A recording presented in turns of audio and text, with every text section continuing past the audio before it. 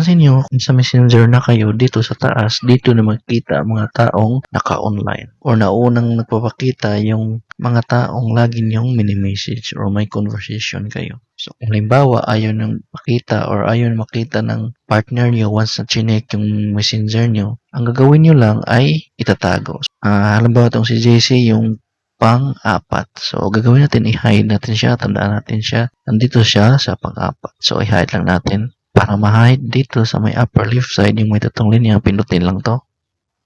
Then, pindutin itong gear icon or settings.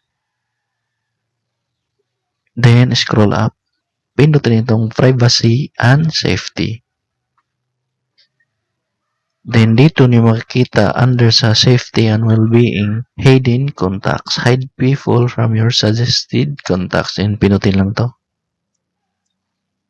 Ayan, so mapapansin nyo, naka-hide yung isang account ko. Para ma-add natin yung tao, dito sa may upper right side, yung may plus sign, pinutin lang to. Ayan, so dito lalabas lahat ng friends muna na sa Messenger. So, tandaan natin yung gusto nating i-hide na tao. So, halimbawa, yung si JC.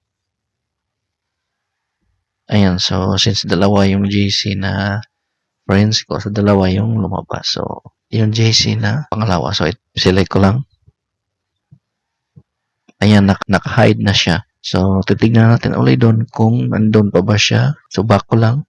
Ayan, kung mapapansin nyo, wala na yung pangalan ni JC. So, napalitan na ng ibang pangalan. So, halimbawa, gusto niyong i-unhide. Ang gagawin nyo lang ay balik lang ulit kayo dun sa settings. Then, dito sa may upper right side, yung may tatlong linya, pinutin lang to.